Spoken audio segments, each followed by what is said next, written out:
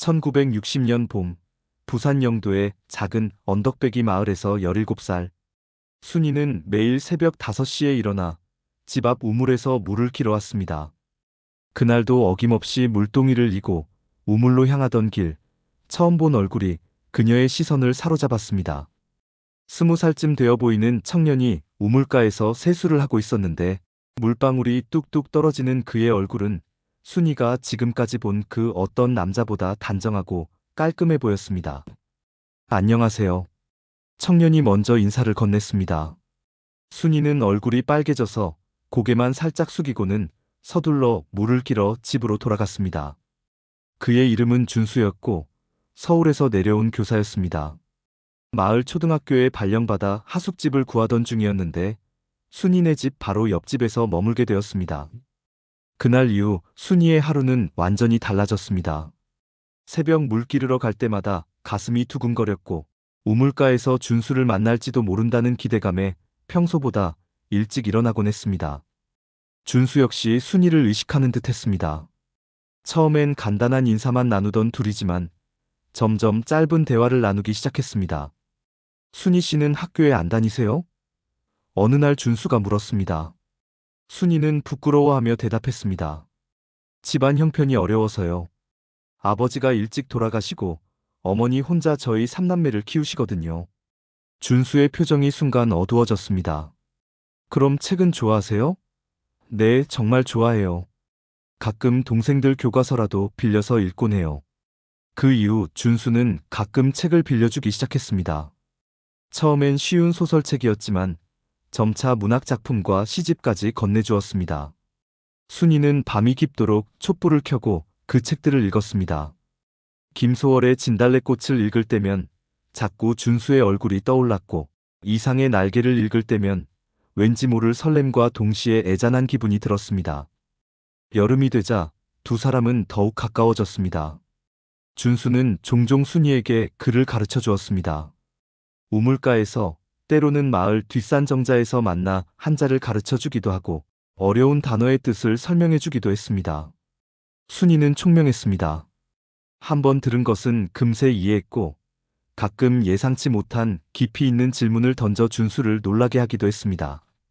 순이 씨는 정말 특별해요. 어느 날 저녁 뒷산정자에서 준수가 말했습니다. 어떻게 이렇게 똑똑할 수 있죠? 서울에서 온 저보다 때로는 더 깊게 생각하시는 것 같아요. 순이는 얼굴이 빨개져서 고개를 숙였습니다. 선생님이 너무 잘 가르쳐 주셔서 그래요. 그날 밤 준수는 순이에게 자신의 일기장을 보여주었습니다. 그 안에는 순이에 대한 이야기가 빼곡히 적혀 있었습니다. 가을이 오면서 두 사람의 감정은 더욱 깊어졌습니다. 준수는 순이에게 서울 이야기를 해주었습니다. 명동의 번화한 거리, 덕수궁의 고풍스러운 건물들, 한강의 넓은 물줄기에 대해 이야기할 때 그의 눈은 반짝였습니다. 언젠가 순이 씨도 서울에 와보셨으면 좋겠어요. 함께 덕수궁도 걸어보고 명동에서 커피도 마시고요. 순이는 그런 상상만으로도 행복했습니다. 그의 가을 마을에 큰 변화가 일어났습니다. 순이의 어머니가 큰 병에 걸리신 것입니다. 병원비가 많이 들어 순이는 부산 시내의 방직 공장에 취직해야 했습니다. 새벽 5시에 집을 나서서 밤 9시에 돌아오는 고된 일상이 시작되었습니다. 준수와 만날 시간은 점점 줄어들었습니다. 순이 씨, 너무 무리하지 마세요. 어느 주말 저녁 준수가 걱정스러운 표정으로 말했습니다. 순이는 며칠간 제대로 못 자서 얼굴이 많이 상해 있었습니다. 괜찮아요. 어머니가 빨리 나으셔야 해요. 준수는 순이의 손을 잡았습니다. 저도 도울 수 있는 게 있으면 뭐든 하고 싶어요. 그날 밤 두 사람은 처음으로 손을 잡고 마을을 한 바퀴 돌았습니다. 겨울이 되자 더 큰 시련이 찾아왔습니다. 순이의 어머니 병세가 악화되어 큰 수술을 해야 했습니다. 수술비가 엄청났습니다. 순이는 밤늦게까지 부업을 하며 돈을 모았지만 턱없이 부족했습니다. 준수는 자신의 전 재산을 꺼내 순이에게 건네려 했지만 순이는 완강히 거절했습니다. 선생님 마음만 받을게요. 이런 걸로 신세 질 수는 없어요. 그 무렵 순이에게 뜻밖의 제안이 들어왔습니다. 마을의 부유한 상인이 순이에게 장남의 신부가 되어달라고 한 것입니다.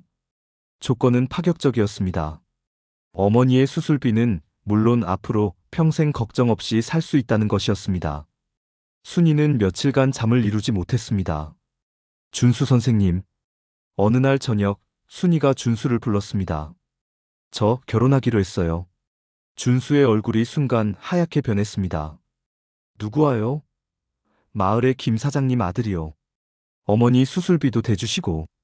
순이의 목소리가 떨렸습니다. 준수는 한동안 아무 말도 하지 못했습니다. 사랑하지도 않는 사람과 결혼하시려는 거예요? 준수의 목소리도 떨렸습니다. 어머니가 더 중요해요. 가족이 우선이에요. 순이의 눈에서 눈물이 흘렀습니다. 저도 선생님을 정말 많이 좋아해요. 하지만 현실을 무시할 수는 없어요. 그날 밤 준수는 순이에게 마지막 편지를 썼습니다. 순이 씨, 당신의 선택을 이해해요. 가족을 위한 희생, 그것이 당신다운 모습이니까요. 하지만 제가 당신을 사랑한다는 것, 그리고 당신이 제 인생에서 가장 특별한 사람이라는 것만은 기억해 주세요. 서울로 돌아가지만 평생 당신을 잊지 않겠습니다. 1961년 봄, 준수는 서울로 돌아갔습니다. 순이는 약속대로 김 사장 아들과 결혼했습니다. 결혼식 날 아침, 순이는 준수가 떠나며 남긴 책들을 마지막으로 읽었습니다. 그 안에는 준수가 적어놓은 짧은 메모들이 있었습니다. 순이 씨가 이 구절을 좋아할 것 같아요. 이 시를 읽으면서 순이 씨를 떠올렸어요. 순이는 그 메모들을 보며 한참을 울었습니다. 결혼 생활은 순이가 예상했던 것보다 힘들었습니다. 남편은 좋은 사람이었지만 사랑은 아니었습니다. 순이는 좋은 아내가 되려고 노력했습니다. 새 아이를 낳아 기르고 시부모를 정성껏 모셨습니다. 하지만 마음 한구석에는 항상 준수에 대한 그리움이 남아 있었습니다. 몇 년 후 순이는 우연히 준수의 소식을 들었습니다. 서울에서 결혼했고 좋은 학교의 교장 선생님이 되었다는 소식이었습니다. 순이는 마음이 아팠지만 동시에 안도했습니다. 준수가 행복하게 살고 있다는 것이 다행이었습니다. 세월이 흘러 1970년대가 되었습니다. 순이의 남편이 사업을 확장하면서 가족은 부산 시내로 이사했습니다. 아이들은 좋은 학교에 다니게 되었고 순이는 여유 있는 생활을 할 수 있게 되었습니다. 하지만 그녀의 마음은 여전히 어딘가 비어 있었습니다. 1980년대 순이의 첫째 아들이 대학에 입학했습니다. 놀랍게도 그 대학은 준수가 근무하던 학교였습니다. 순이는 가슴이 두근거렸지만 아들에게 준수에 대한 이야기를 할 수는 없었습니다. 대신 가끔 아들을 통해 들리는 학교 소식들을 귀담아 들었습니다. 엄마, 우리 학교에 정말 존경받는 교장 선생님이 계세요. 아들이 어느 날 말했습니다. 김준수 선생님인데 학생들을 정말 사랑하시고 교육에 대한 열정이 대단하세요. 가난한 학생들을 위해 장학금도 많이 만드셨대요. 순이는 가슴이 뜨거워졌습니다. 여전히 따뜻한 마음을 가진 사람이구나 생각했습니다. 1990년대 순이의 남편이 갑작스럽게 세상을 떠났습니다. 심장마비였습니다. 순이는 깊은 상실감에 빠졌습니다.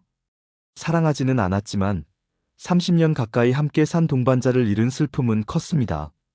장례식 후 며칠간 순이는 아무것도 할 수 없었습니다. 그때 뜻밖의 소식이 들려왔습니다. 준수의 부인이 몇 년 전에 암으로 세상을 떠났다는 것이었습니다. 순이는 복잡한 심정이었습니다. 준수의 슬픔을 생각하니 마음이 아팠습니다. 동시에 어쩔 수 없이 떠오르는 작은 기대감을 억누르려 했습니다. 2000년대에 들어서면서 순이는 새로운 삶을 시작했습니다. 아이들은 모두 성인이 되어 각자의 길을 걷고 있었습니다. 순이는 처음으로 자신만의 시간을 갖게 되었습니다. 그녀는 젊은 시절 못다한 공부를 시작했습니다. 야간 고등학교에 다니고 나중에는 방송대학까지 졸업했습니다. 2010년 순이가 70이 되던 해 고등학교 동창회 소식이 들려왔습니다. 물론 순이는 고등학교를 졸업하지 못했지만 같은 마을 출신들이 모이는 자리였습니다. 순이는 오랜 고민 끝에 참석하기로 했습니다. 혹시 준수에 대한 소식을 들을 수 있을까 하는 마음에서였습니다. 동창회 장소는 부산 시내의 한 호텔이었습니다. 순이는 조심스럽게 연회장에 들어섰습니다. 오랜만에 만나는 마을 사람들과 인사를 나누며 이야기를 나누던 중 누군가가 순이를 불렀습니다. 순이야. 순이가 돌아보니 그곳에 준수가 서 있었습니다. 50년 만에 다시 만난 두 사람. 준수는 머리가 하얗게 새었지만 여전히 단정한 모습이었습니다. 순이 역시 세월의 흔적이 역력했지만 준수가 기억하는 그 맑은 눈빛은 그대로였습니다. 정말 순이 씨가 맞나요? 준수가 떨리는 목소리로 물었습니다. 네, 선생님. 정말 오랜만이에요. 그날 밤 두 사람은 호텔 근처 카페에서 긴 이야기를 나누었습니다. 지난 50년간의 삶에 대해, 각자의 가족에 대해, 그리고 그동안 간직해왔던 마음에 대해 이야기했습니다. 순이 씨, 저는 평생 당신을 잊은 적이 없어요. 준수가 말했습니다. 저도 마찬가지예요. 순이가 대답했습니다. 선생님은 제 인생의 가장 소중한 추억이에요. 그 이후 두 사람은 가끔 만나기 시작했습니다.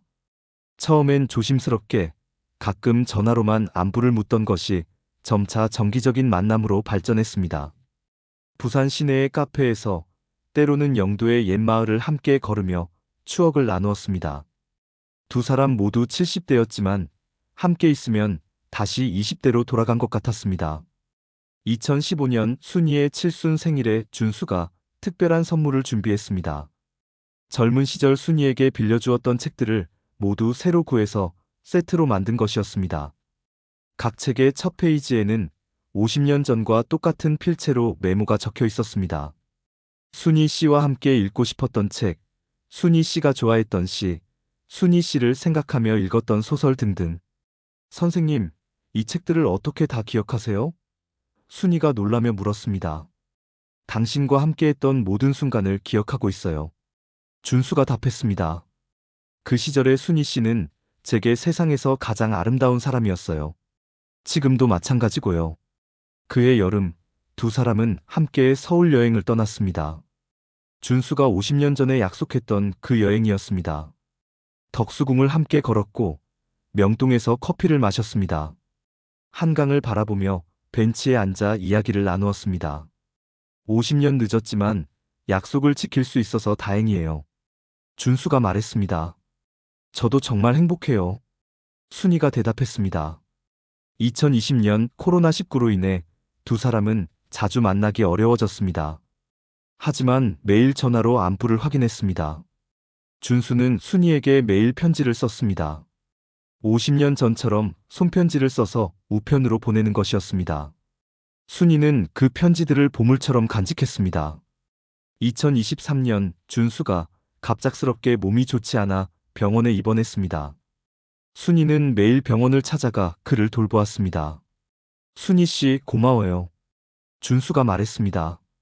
평생 당신을 사랑할 수 있어서 행복했어요. 저도 선생님을 사랑했어요. 순이가 대답했습니다. 비록 함께할 수 없었지만 마음만은 항상 함께였어요. 준수는 2달 후 평안히 세상을 떠났습니다. 순이는 그의 마지막을 지켰습니다. 장례식에서 준수의 아들이 순이에게 말했습니다. 아버지가 평생 간직하신 일기장을 드리고 싶어요. 아버지께서 할머니에게 드리라고 하셨어요. 그 일기장에는 50년간 순이에 대한 그리움과 사랑이 빼곡히 적혀 있었습니다. 지금 2024년 겨울 74살의 순이는 창가에 앉아 준수의 일기장을 읽고 있습니다. 그 안에는 이런 구절이 적혀 있습니다. 진정한 사랑은 함께 있을 때만 존재하는 것이 아니다. 멀리 떨어져 있어도, 오랜 시간이 흘러도, 심지어 다시 만날 수 없어도 마음속에 남아있는 것이 진정한 사랑이다. 순이, 당신은 내 인생의 가장 아름다운 사랑이었습니다. 순이는 준수와 함께 찍은 마지막 사진을 바라보며 미소를 짓습니다. 비록 함께할 수 없었지만 50년 동안 서로를 사랑했다는 것, 그리고 마지막에 그 사랑을 확인할 수 있었다는 것만으로도 충분히 행복했습니다. 첫사랑은 이루어지지 않았지만 그 사랑은 두 사람의 인생을 더욱 아름답게 만들었습니다. 창밖에는 눈이 내리고 있습니다. 순이는 준수가 좋아했던 시집을 펼쳐듭니다.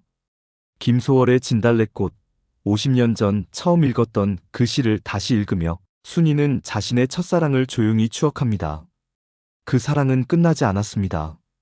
지금도 그녀의 마음속에서 따뜻하게 살아 숨쉬고 있습니다.